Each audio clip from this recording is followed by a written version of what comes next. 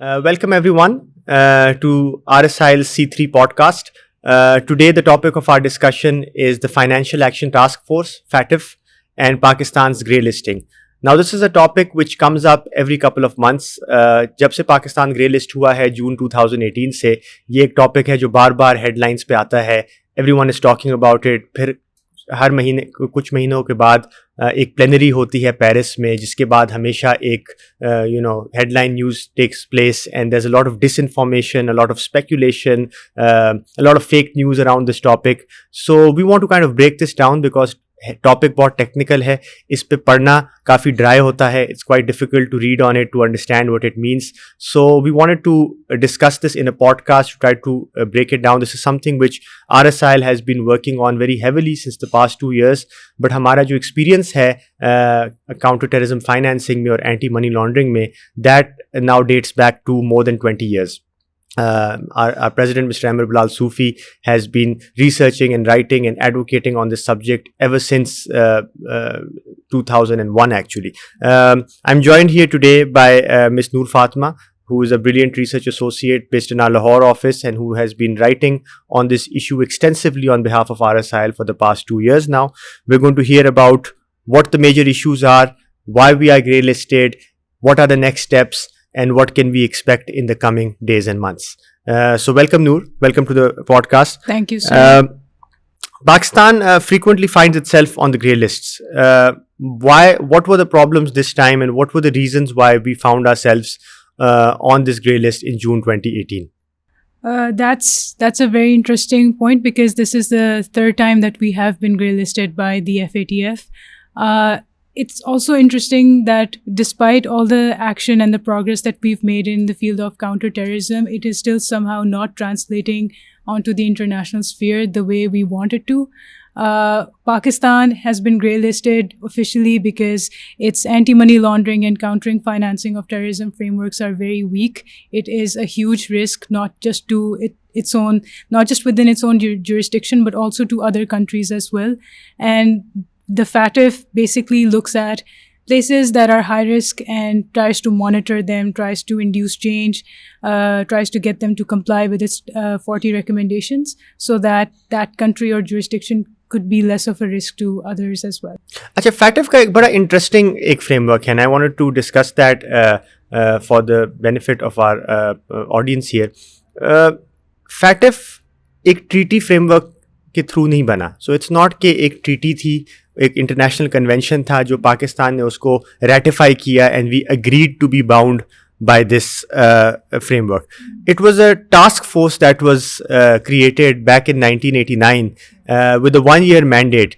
और उस ज़माने में United States में problem था of money laundering, which was as a result of the narcotics trade in South America. So वहाँ से narcotics, Colombia से and all these countries से cocaine was flowing in. उससे money laundering हो रही थी, and that was causing a range of crime, a wave of crime and a range of social issues in the US. तो US and the G7 countries they got together और उन्होंने एक साल का task force बनाया. उसका नाम था financial action task force. And the purpose of that task force was just to collect a baseline of laws around the world कि दुनिया के मुल्कों में, मुख्तलिफ मुल्कों में अगर एंटी मनी लॉन्ड्रिंग पे कोऑपरेशन होनी हो, how would that look like, what would are their laws compatible, दुनिया के क्रिमिनल प्रोसीजर कोड्स कैसे हैं, उनके लॉज ऑफ एविडेंस कैसे हैं, म्यूचुअल लीगल असिस्टेंस के लिए क्या मैकेनिज्म्स हैं. So it was just a task force. But then we saw that this task force with a 1-year mandate, its mandate kept getting increased. और money laundering से slowly it started developing standards. It became a international watchdog body. और 9/11 के बाद तो जब terrorism financing का उसको mandate मिल गया through UN Security Council resolutions as well, so completely the entire workings of this organization has changed. And today Pakistan it's become a network. इसके अंदर there are 38 countries, I believe. 38 countries are full members of FATF. But इसके साथ, in addition to countries, you also have international bodies like the World Bank and IMF and Interpol and different UN agencies who are also part of this network. And they're basically meeting 3 times a year and kind of analyzing कि दुनिया के पूरे different jurisdictions में risks क्या हैं, उनके regulations कैसे हैं, and how can, what are the lessons learned, and so it keeps reinventing itself. That's true. So Noor, I want to ask you कि पाकिस्तान की जो initial grey listing थी 2008 में, and then I believe we were grey listed again around 2013 or so. Yeah. उस time पे तो as far as I remember बड़े basic किस्म की requirements थी. So what were the reasons why we were, and it seemed that we came off the grey list quite easily as well. Exactly. So but this time it seems to be much more intensive with much completed. So can you tell us how FATF monitor इसका ये पूरा ये regime monitoring का कैसे है, and how does it evaluate countries, and what are the how it has evolved over the past 10 years? That's super interesting because it's the FATF regime is also evolving. It has evolved as you've traced its history from literally the 1980s up to now. Its mandate has changed and its processes have changed. Last year, the FATF issued a fresh version of its methodology. They've added more stuff to it, and I think it also shows that FATF is learning and growing the same way that the global system is changing and adapting to new technologies and new occurrences. And now the pandemic might also have an effect on how inspections are carried out. But just to simplify things, what went wrong for Pakistan, initially we passed the Anti-Money Laundering Act in 2010, and measures like that would have been enough to get us off the grey list. But now the FATF is looking for things like extensive risk assessments, analyzing the kind of customers that banks deal with, analyzing how politically exposed persons have permeated into the economy and how they run things. It's sort of penetrating deeper into the state and also the economy and how basic operations are carried out. Isme ab ye hai, again, we can't really focus on just implementing the recommendations of the FATF. We also have to think about bolstering our own economic frameworks and ensuring that economic activity Correct. also goes on. So a balance needs to be struck, but the nature of the balance is also quite nebulous, and we don't really have a good grasp on what that balance looks like. So what Pakistan has been doing is that it is trying to induce a culture of change. It's trying to create these risk-based assessments, and it's trying to get every sector of the economy to buy into that. We passed 15 laws in the past year alone, and I think around 35 SROs and other regulatory instruments to sort of induce that change. Yeah. But it seems like the way the FATF has evolved, it doesn't really seem like Pakistan is also evolving at the same rate, because we're looking at more of a cultural change in the way we do our things. So we might need more time to align ourselves with the FATF's recommendations. But once we abide by the action plan, once we have completed the 27 action points that have been given to us, there would be a team from the APG, the Asia Pacific Group, that will visit Pakistan. It will reanalyze its laws and legislation and regulatory frameworks, and basically release a report. And on the basis of that, it will be decided whether we will be retained on the grey list or we will get off the grey list. So I just wanted to go over the FATF mechanism. है कैसे, how does it evaluate countries and stuff. So basically FATF की, as I understand it, FATF में दो किस्म की चीज़ें वो देखते हैं. FATF हर मुल्क, first of all it analyzes every country in the world, so every country's frameworks, that's correct. So 195 plus countries we're looking at. Exactly. Her country का FATF दो चीज़ें देखता है. एक वो देखता है कि आपकी technical compliance कैसी है, टेक्निकल कंप्लायंस में, और सेकेंडली वो देखती है कि आपकी इफेक्टिवनेस उसकी कैसे है. सो टेक्निकल कंप्लायंस में I believe there are 40 recommendations that FATF has. So FATF ने 40 उनकी एरियाज हैं which they require that every country in the world, if they want to take effective action against money laundering or terrorism financing, they need to have systems in place which implement these 40 recommendations. So those include things like having laws which criminalize the offense of terrorism financing. वो ये definition आपको नहीं दे रहे कि ये definition आपने कानून में करें, but वो ये कहते हैं कि आपके कानून में, आपके मुल्क में कानून होने चाहिए जो इस चीज़ को criminalize करे, penalize करे. There should be systems in place bodies like financial intelligence units, there should be due diligence requirements. जब आप बैंक जाते हैं तो उसमें know your customer के rules होने चाहिए, customer due diligence के protocols होने चाहिए. Then there should be mechanisms like mutual legal assistance. अगर एक मुल्क दूसरे मुल्क के साथ cooperate करना चाहता है, if it wants to seek evidence or information from another country, there should be mechanisms and processes in place predefined कि पहले से पता हो कि अगर बाहर मुल्क से रिक्वेस्ट आए तो किस डिपार्टमेंट ने, फेडरल होगा, प्रोविंशियल होगा, किसकी जिम्मेदारी होगी, उन्होंने कितने टाइम पे रिस्पॉन्ड करना होगा. तो there some other requirements as well, right. So broadly वो है. सो टेक्निकल रिक्वायरमेंट, सो पहले जो पाकिस्तान ग्रे लिस्ट होता था, I believe it was because हम टेक्निकली ब्रॉडली कंप्लाइंट नहीं होते थे. फॉर एग्जांपल 2008 में हम इसलिए ग्रे लिस्ट प्राइमरली हुए थे बिकॉज हमारी एंटी मनी लॉन्ड्रिंग के ऊपर ऑर्डिनेंस था जो लैप्स हो चुका था, एक्ट नहीं था. So therefore we were on, हमारी फाइनेंशियल इंटेलिजेंस यूनिट नहीं थी, so you know we didn't have a monitoring unit. वो इस तरह की चीज़ें जब हमने की तो we came off the grey list. But then FATF, as you said, is evolving, and FATF ने अपनी evolution में effectiveness assessment की requirement की. So can you tell us about the effectiveness assessment, or effective assessment होती क्या है? Effectiveness looks at how the technical aspects that you've described are working to produce results and outcomes.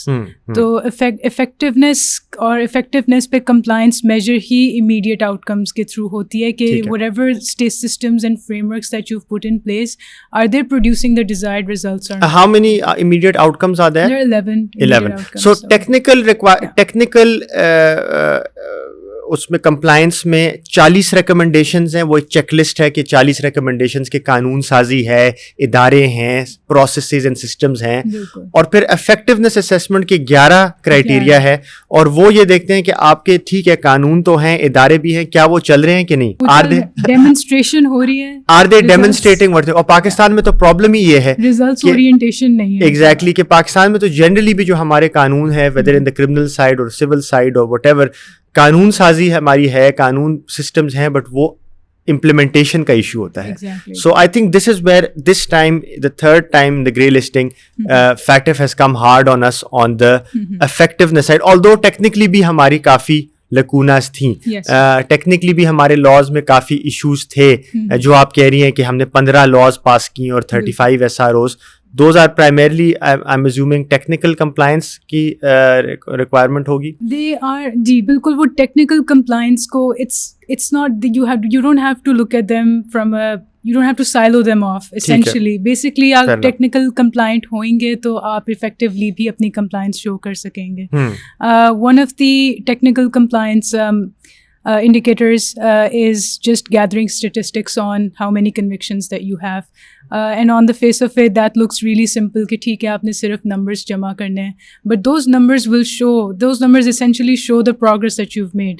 I believe कि जब 2018 में assessment हुई थी तो उन्होंने कहा था कि पाकिस्तान ने अपने एंटी मनी लॉन्ड्रिंग एक्ट के नीचे 2470 केसेस हमने रजिस्टर किए थे under the AMLA, and we had gotten a conviction on only one of them. So 2400. So this is a very clear example कि आपके पास टेक्निकल कंप्लायंस में कानून है, एंटी मनी लॉन्ड्रिंग है, ठीक है, उसमें काफ़ी शॉर्ट कमिंग्स हो सकती हैं, बट आपका technically you are compliant. But effectiveness में यहाँ पे सो FATF कैन नॉट से कि आप लोगों को कन्विक्ट करें, that goes against due process. But on a balance of probabilities overall, it's fair to say कि अगर आपके पास 2500 केसेस हैं और एक कन्विक्शन है 10 सालों में, there's something wrong with the system, you know. So that's why. So अच्छा, FATF की it's also become very politicized. हमारी जो grey listing हुई है, it was also something which was capitalized upon regionally by certain countries who showed that, you know, which they saw कि हम तो बड़े सालों से कह रहे हैं कि पाकिस्तान दहशतगर्दी के खिलाफ एक्शन नहीं ले रहा, and FATF's grey listing validates our stance. But I feel, मेरा तो पर्सनल राय ये है कि every time this plenary comes up, there's so much disinformation and there's such a lack of, you know, there's so much fake news on there. So how do you think that FATF की जो ये politicization हुई है, that is, you know, something which is detrimental to its evolution, or do you think that is something which is, you know, to be expected when these kind of systems are evolving? That's a very interesting question, and also pertinent for us because we also tend to think that we are being targeted in international forums. As a body, and more so as a global policy making body, the FATF it's sort of an exclusive group of almost 40 countries that are creating these guidelines that will be rigorously implemented in the rest of the world. तो थोड़ा सा ये politicization है. There are some schools of thought that say that the main FATF body needs to expand its membership. उसका membership criteria define ज़्यादा अच्छा होना चाहिए. And there are a lot of things that are still up in the air, and we don't exactly know how different FSRBs या FATF style regional bodies, how they function and how they differ from their own functioning. Pakistan आता है APG के under, which is the Asia Pacific group, but there are specific bodies for the Middle East and North Africa region. There's a different one for South Europe. America. South America की सारी वो different हैं. And are their modes of governance the same? How are they regularly checked? How are they monitored? These are also questions that are interesting to look at. But as a global body, it can be problematic in the future, because when it comes to grey listing or taking or blacklisting or taking someone off the grey list or the blacklist, वो आपकी countries जो FATF की 40 member countries ही decide करेंगी उस पे. इसीलिए there's a flurry of also diplomatic activity just before the plenary. Pakistani authorities start reaching out to friendly countries and our allies in the past. So definitely so politicization तो politicization decision making processes में है, which kind of hinders our progress, because we feel that we do the work, but somehow, like I said, it's not translated at the international level the way it should be. So that's a very good point. You know, that we do the work, but it's not translated at the international level. मेरा तो इसमें, you know, having been now at RSIL for more than 10 years now, I feel that a large part of that is कि because हमारी पाकिस्तान से हमारा narrative नहीं आगे accept किया जाता या देखा जाता, because we don't do any scholarly contribution to this debate. जो हमारी mostly contribution होती है, that is verbal, it is rhetorical, and मैंने तो ये पिछले 2 सालों में इस पे इतना ज़्यादा हमने काम किया. पूरे पाकिस्तान में हमने trainings की. RSIL has done more than 11 trainings, 2 days each across the country on wo. We've done so many interviews and FGDs, and you've been part of that. I have found personally that इस area में इतने अच्छे लोग काम कर रहे हैं. People who are so competent, who are so patriotic, who are so focused, especially from entities like the Financial Monitoring Unit, who are working day and night and who have a very good understanding of all of these things. Different entities, NACTA and Foreign Office में बड़े लोगों ने अच्छा काम किया है. The problem though is कि वो उनका अच्छा काम is limited to their day to day. Someone needs to write on this and give our perspective and engage with international forums, because वो लोग जो हैं वो सारे overwhelm हो गए हैं. FATF की requirement आती है, 3 महीनों में deadline है, अगले हफ्ते deadline है, and they're just working nights and they don't have time to look at the bigger picture. कि हमारा narrative क्या होना चाहिए, counter narrative क्या होना चाहिए. So and therefore if you Google Pakistan and FATF और जो भी articles हैं या जो भी contributions, and I think 90% are from other countries and mostly hostile perspectives. That's true. So हमारे this is something which RSIL has been focusing on. I think you have made a major contribution to this as well. One of our we have some of our publications on the table here, but the rest of them are available on our website. I just wanted to discuss some of these with you. एक तो ये हमारा, this is the guide for the effective investigation and prosecution of money laundering and terrorist financing in Pakistan. This is a 400-page guide. It's a very lovely document. It aged us when we were making this. It took us more than a year. I think 15 months to write. We looked at the laws of, I think, dozens of countries, looked at Pakistan's entire system. बनाया हमने क्यों था? बनाया हमने ये था because FATF की technical recommendations में और ऑल्सो मोस्टली इफेक्टिवनेस असेसमेंट में वो ये कहते थे कि पाकिस्तान में तो इन्वेस्टिगेशन और प्रोसिक्यूशन बहुत वीक है. TF का केस और मनी लॉन्ड्रिंग का केस हार्डली कभी हुआ था. जब होता भी था तो कन्विक्शन नहीं होती थी. जजेस को, प्रोसिक्यूटर्स को, पुलिस वालों को पता ही नहीं था कि इस केसेस में आपने इन्वेस्टिगेशन तफ्तीश कहाँ से शुरू करनी है, you know, how do you move beyond witnesses, how do you move. So this is something, Noor, if you want to talk about कि इस गाइड में हमने what are the themes that we cover, and how is it effective for complying with giving Pakistan's perspective? I think this is it's a very comprehensive document, and it covers not just what Pakistan has done or what the framework is like in Pakistan, but it also details what the global legal framework is like.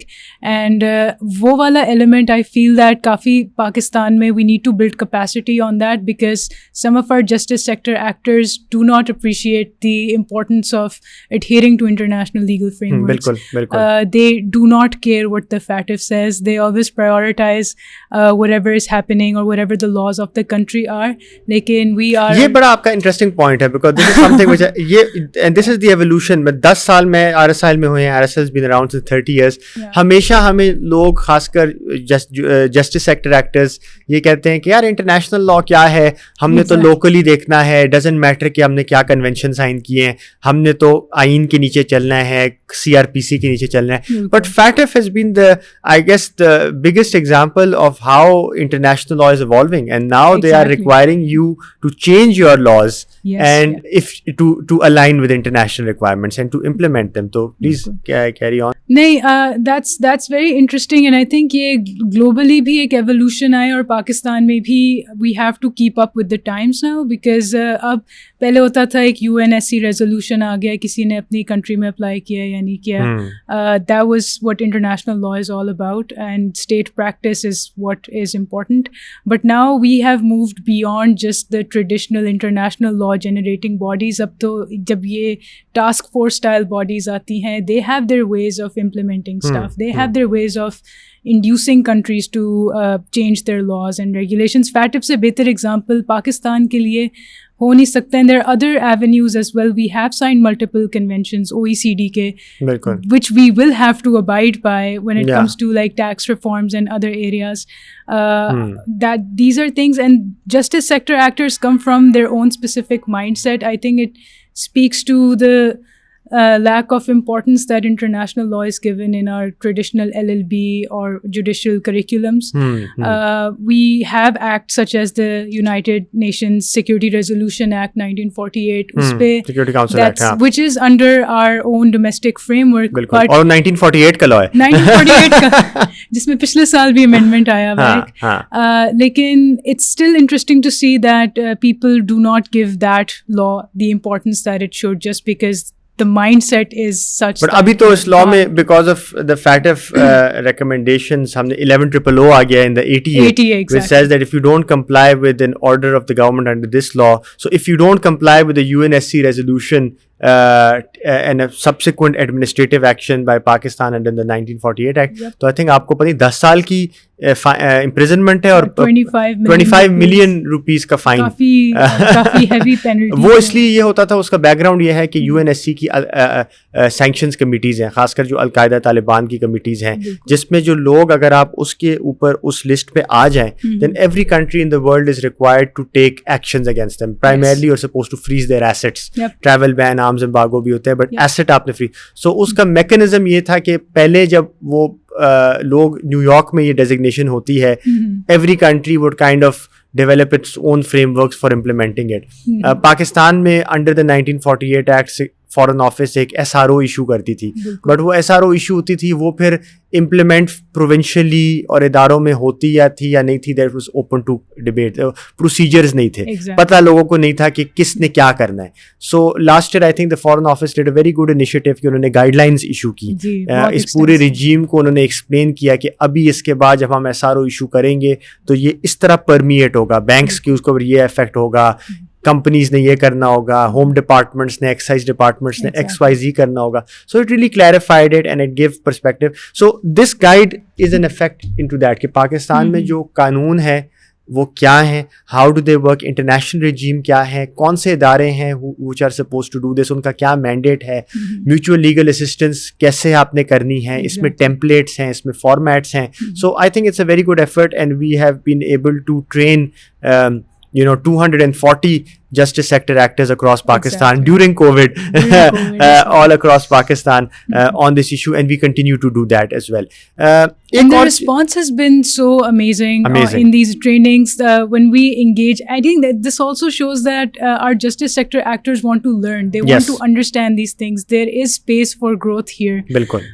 But who's going to take the initiative and who's going to implement all these things? Absolutely. Normally जब हम trainings करते हैं, for example, human rights पे, you know, if you do a training on the ICCPR or the, you know, CEDAW, the बाकी conventions, तो लोग interested होते हैं, but you know, by now there is not much of a appetite to hear too much about these things. उसकी domestic implementation contextualize नहीं होती. FATF के case में, because it's something which is so highly political and it's Pakistan's reputation and day to day, you know, its economy at stake.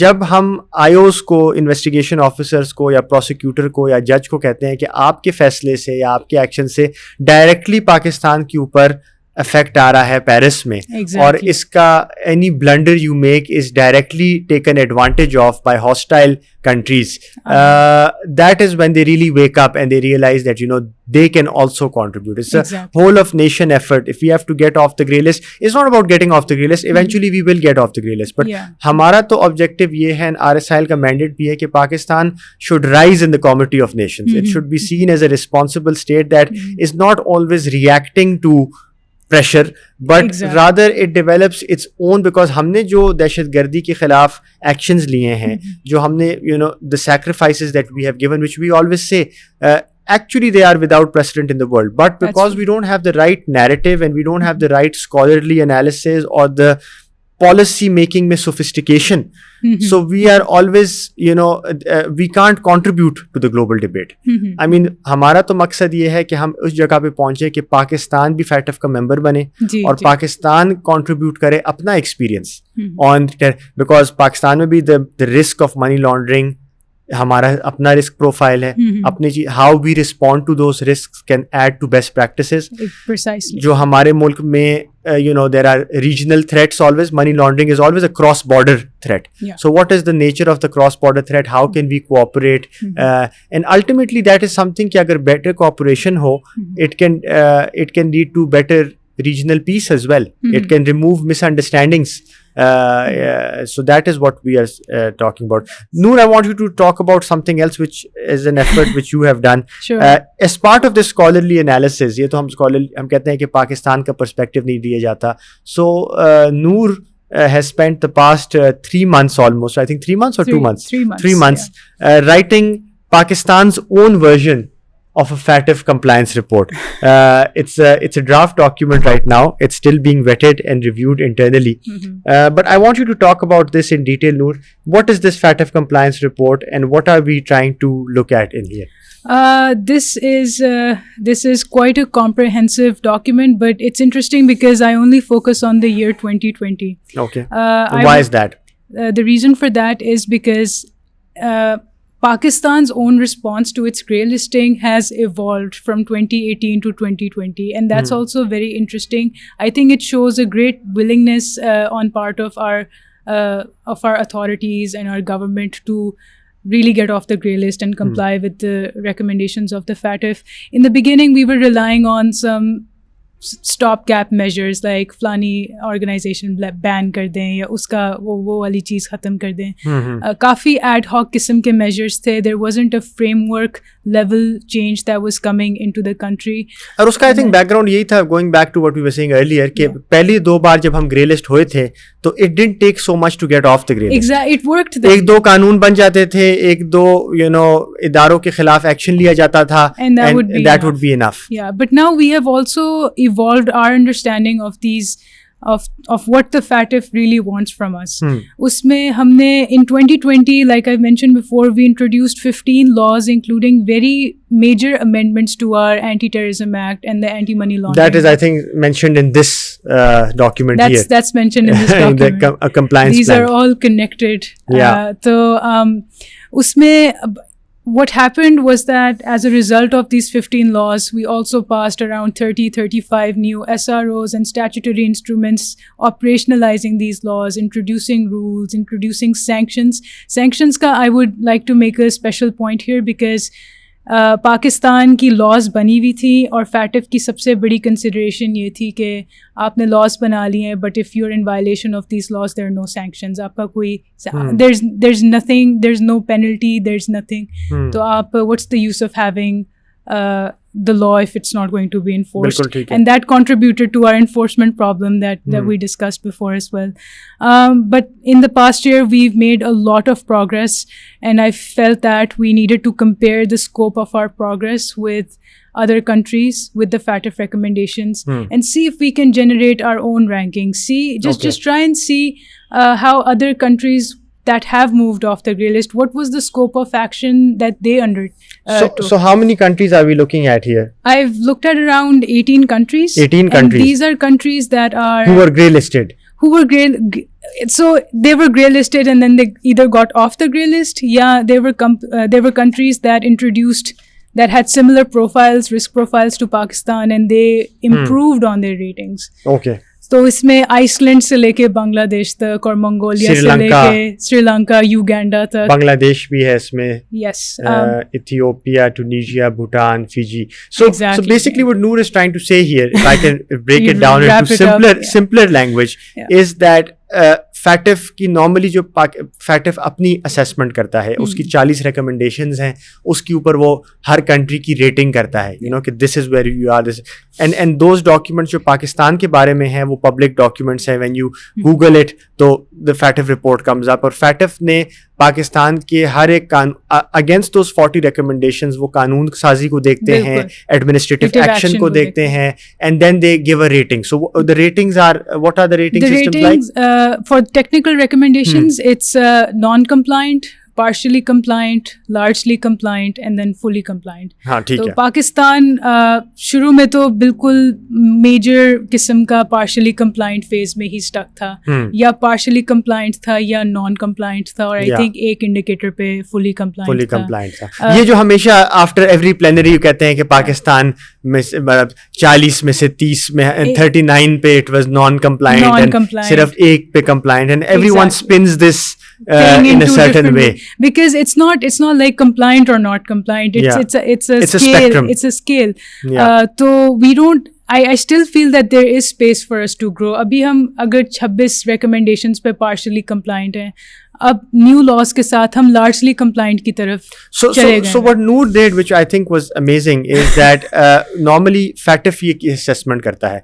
So we are trying in this report to give Pakistan's perspective but from a neutral perspective. This is not a propaganda document that we are trying to, God forbid, advocate. We're trying to be technical, we're trying to be neutral, we're trying to be unbiased and say कि पाकिस्तान के perspective में, because RSIL is constantly monitoring every law, every SRO, every action, every judicial decision that is coming out on this area. So उसके नीचे फिर हम अपनी assessment दे रहे हैं कि compared to other countries. So for example, अगर recommendation 2 पे श्रीलंका ने XYZ किया, which was enough to move its rankings, but Pakistan did ABC and our ranking did not change, then we want to kind of document that and give our own perspective. Now obviously people will say कि पाकिस्तान का risk profile और श्रीलंका का risk profile बहुत different है, FATF is adhering, but our perspective is to contribute to this scholarly debate on it. Nothing prevents us.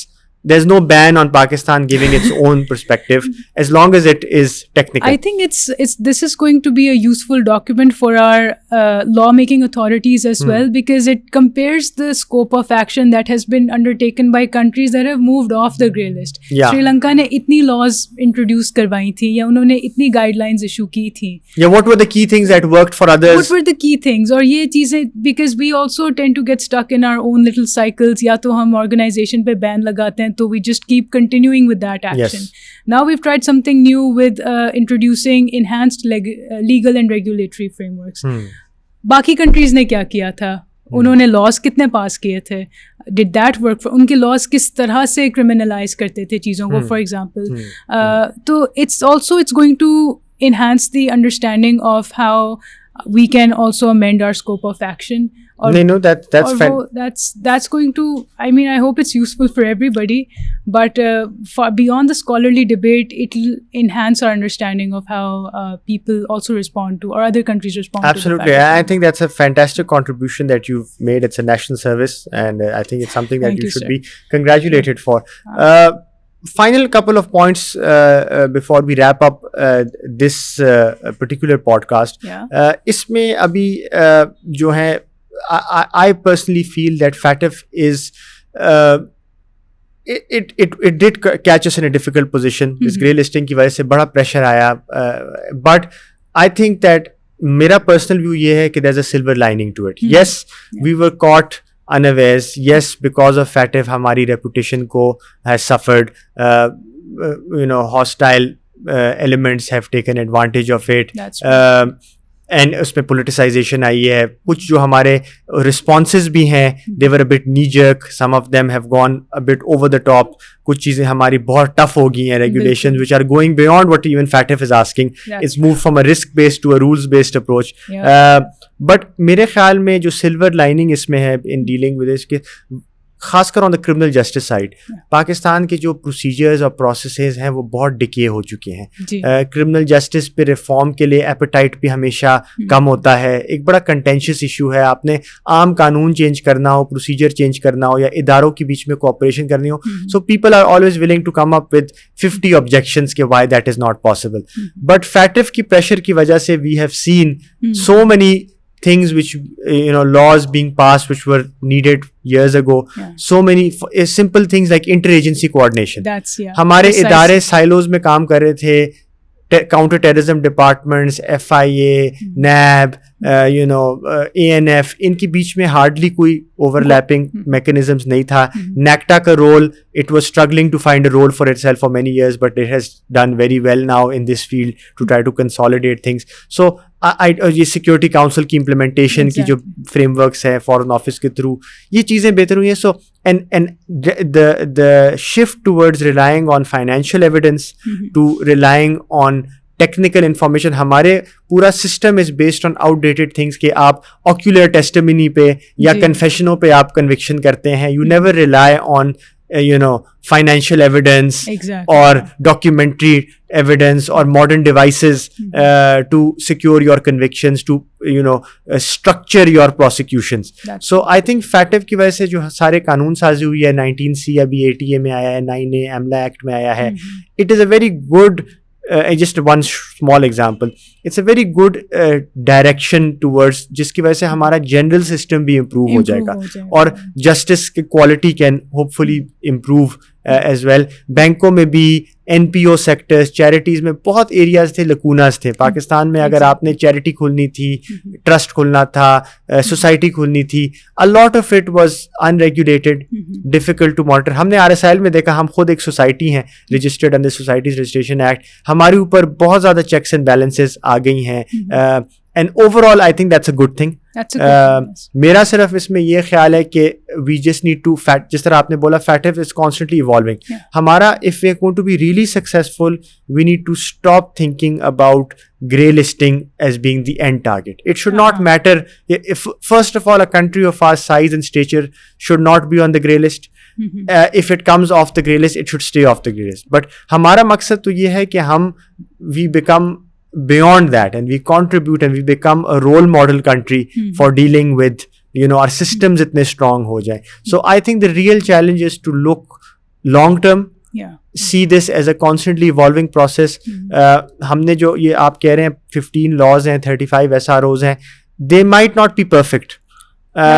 So there needs to be mechanisms and we need to have a debate where we can keep changing them, keep responding to them based on what works. Do you agree with that assessment? I do agree with that. I would like to add that Pakistan's general response to most things is reactive and knee-jerk, like you've mentioned. We wait for things to go wrong before we decide to take action. And what फिर कमेटियां बन जाती हैं और फिर हमें समझ नहीं आती, फिर कमेटीज के overlapping roles होते हैं, फिर उसको delineate करने में time लग जाता है, फिर उसमें politicalization आ जाती है.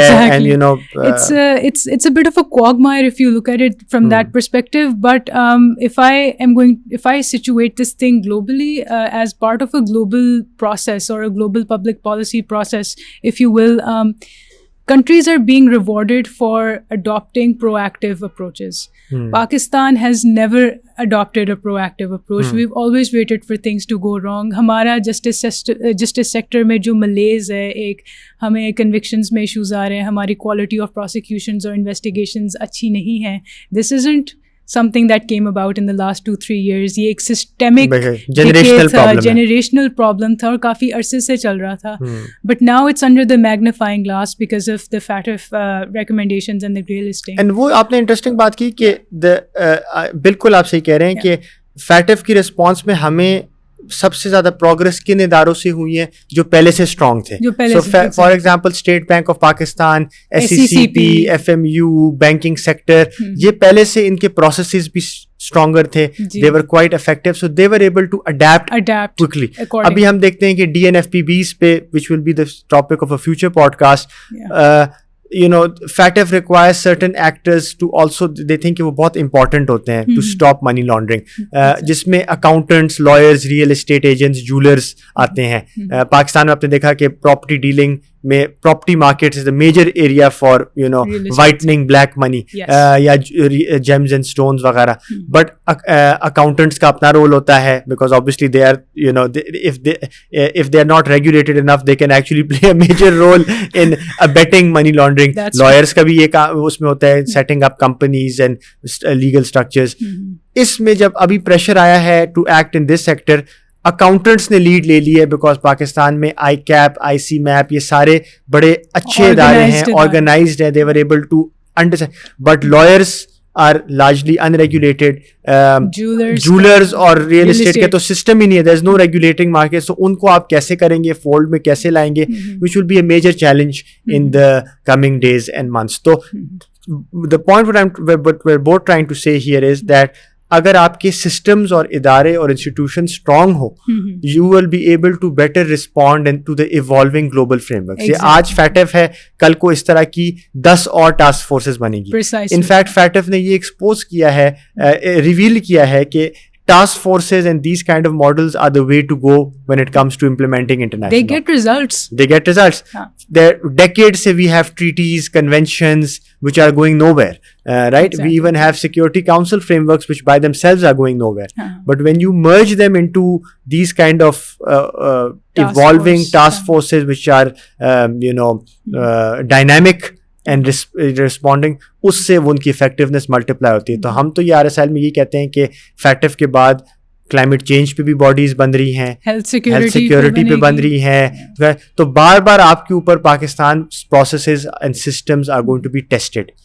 So we have to think about that, think forward looking, and RSIL's contribution to all of this is to try to study these issues, try to map them out, try to build capacity. We will be offering short courses on this as well. We were thinking in 2021, once this COVID situation improves, that we start providing specialized training courses for experts on this, liaise with international bodies to get their expertise, and eventually contribute to Pakistan becoming a more responsible member of the international and more proactive, responsible and proactive. That's the key. So thank you, Noor, Thank you so much, for sir. joining me here, and we will be continuing this series in the days to come. FATF ki abhi plenary is upcoming as well. We will be discussing that, some of our other publications and some of our other initiatives in the coming podcasts. Thank you very much. Thank you.